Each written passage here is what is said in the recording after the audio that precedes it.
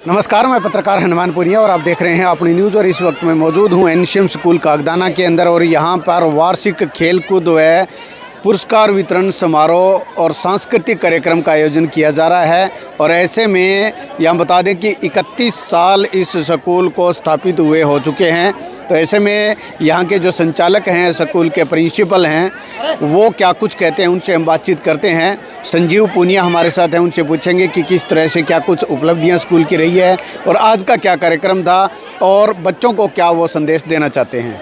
आज annual function है school के अंदर, क्या कुछ कहना चाहोगे?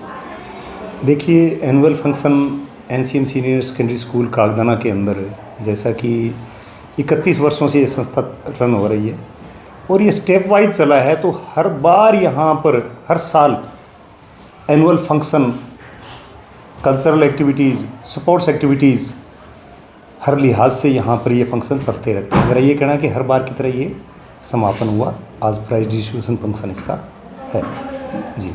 खेलों की तरफ बढ़ावा जो है, निजी स्कूल वाले इससे बचते हैं, आपकी तरफ से इसको जो है बढ़ावा दिया जा रहा है, क्या आपने अलग सोचा है? देखें, अगर मैं बात करूं खेलों की, तो जब ये संस्था खुली थी 31 साल पहले, तब मुझे ध्यान है कि मेरे पिता श्री स्वर्गीय श्री शेर सिंह जी पुनिया, जो कि आर्मी में थे, और वो 26 मील के रेसर थे,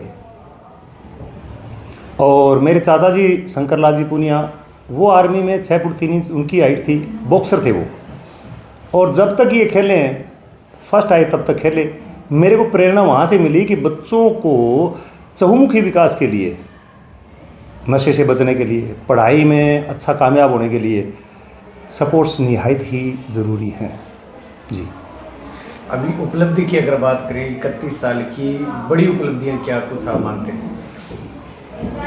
31 साल की बड़ी उपलब्धियों में अगर बात करूं मैं, तो आप यहाँ पर फ़ोटोज़ लगे हुए हैं गैलरी के अंदर। आप देखें, यहाँ से लेक्चरर, प्रोफेसर, टीचर, आज प्रिंसिपल भी हैं, काफ़ी संस्थाएं भी यहाँ से पढ़ करके, मैं एग्जाम्पल नहीं दूंगा, आप कंफर्म कर सकते हैं, यहाँ से पढ़े हुए विद्यार्थियों ने बड़े बड़े स्कूल, कॉलेजेस, इंस्टीट्यूशंस बना रखी हैं। और अगर बात करें कि सपोर्ट्स के अंदर भी माइलस्टोन गाड़े हैं स्कूल ने।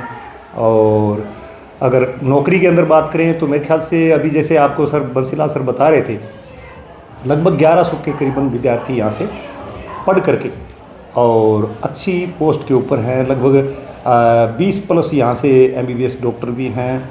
और अगर बात करूँ मैं सरपंच वगैरह की, तो पिछले प्लान भी यहाँ से 3 गाँवों के सरपंच रहे हुए हैं, और इस प्लान में भी 3 या 4 आई थिंक सरपंच इस प्लान के भी अपने पास पढ़े हुए बच्चे हैं, जिनमें बिल्कुल नीडी फैमिली के बच्चे जो हैं वो है। अगर मैं बात करूं बलवान जी कुमारिया से हरिजन, उनकी बिटिया रूपाणा ब्याही हुई है, तो वो सरपंच बनी है, यहीं से पढ़ के गई हुई है, वो बिटिया BA करके गई थी यहाँ से। उनके 3 बच्चे यहीं पढ़े, चारों, और एक टीचर लग गई राजस्थान के अंदर। तो मैं, सबसे बड़ी बात यह है कि जो नीडी फैमिली हैं, मैं और हमारी मैनेजमेंट उनको ज़्यादा लाइक करते हैं। उनकी फ़ी कंसेशन के लिहाज से भी हम पूरा उनको छूट देते हैं। और हमारा ये मानना है कि जिसके पास सारे ठाठ है ना, वो अक्सर कामयाबी के कम चांसेस होते हैं उनके, क्योंकि उनके पास पहले से ही वो सारी चीज़ अवेलेबल हैं, तो उनको ज़्यादा सी ज़रूरत नहीं पड़ती हार्ड वर्क करने की, लेबर की।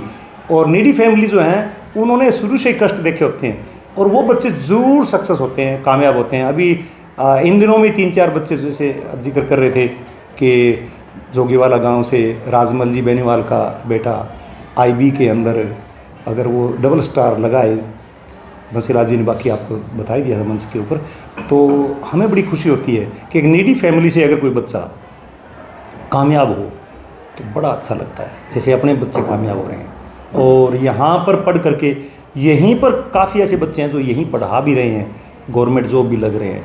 और मेरे ख्याल से अभी इन्हीं दिनों के अंदर अगर मैं बात करूं, तो 35 से 40 के बीच में इन दिनों में बच्चे टीचर, इंजीनियर, राजस्थान के अंदर जैसे डाक विभाग के अंदर और हर सर्विस के अंदर यहाँ से बच्चे जो हैं गए हैं, लग रहे हैं। बाकी इतना जी। शिक्षा के साथ साथ सर उनमें संस्कार और व्यवहार उत्पन्न करने के लिए आप कौन से देखिए, कदम ये तो मैं हमेशा ही कहता हूँ। अभी मैंने जैसे आपसे कंसल्ट किया कि टेलर जेब जो है दिल वाली साइड में क्यों लगाते हैं, ये एक मेरे ख्याल से गुड रहस्य भी है कि आप ये चीज़ परख करें कि सामने वाले बंदे आपको दिल से पढ़ रहे कामयाब होना चाहते हैं या जेब से। तो हमने कभी जेबें भरने की बजाय दिल से अपना काम किया है और बच्चे कामयाब हो रहे हैं। तो दूसरी बात संस्कार की आपने पूछा, संस्कार सबसे पहले ज़रूरी है। बच्चा अगर पढ़ लिख करके विदेश चला गया, जैसे हमारे भी काफ़ी बच्चे गए हुए हैं फॉरेन कंट्रीज़ के अंदर, नीडी फैमिली के गए हुए हैं, जिनके हो सकता है फादर साहब अच्छे पैसे वाले हों और वो किसी प्रकार से नशा करते हों और बाद में वो फैमिली जो है आज फॉरेन कंट्रीज़ के अंदर, क्योंकि उनको पता लग गया कि फादर साहब ने तो काफ़ी वेस्ट कर दी प्रॉपर्टी, अब हमें पढ़ना पड़ेगा, पढ़ करके वो बच्चे कामयाब हैं, बाहर चले गए। तो वो बच्चे अगर बाहर जा कर के अपने मम्मी पापा को साथ ले जाते हैं बाहर, तब मैं वो संस्कार मानता हूँ। अगर वो उनको भूल जाए फिर गलत है। तो संस्कार नहीं, संस्कार ज़रूरी है, अहंकार नहीं। अहंकार अगर जिस बच्चे में आ गया वो नहीं कामयाब हो सकता, पढ़ेगा नहीं। सबसे बड़ी बात आज देख रहे हैं कि अंग्रेजियत को ज़्यादा तवज्जो दी जा रही है, महत्व दिया जा रहा है।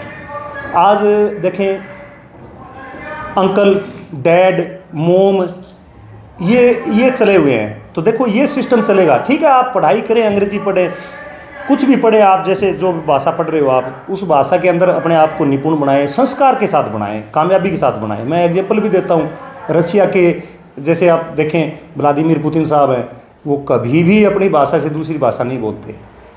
चाइना के शी जिनपिंग हैं, वो कभी भी चीफ जो है वो कभी भी अपनी भाषा नहीं छोड़ते। ठीक इसी प्रकार से मोदी जी भी अगर यहाँ अपन देखें तो मेरे ख्याल से वो भी अपनी भाषा के अंदर ही बाहर लेक्चर भाषण देते हैं।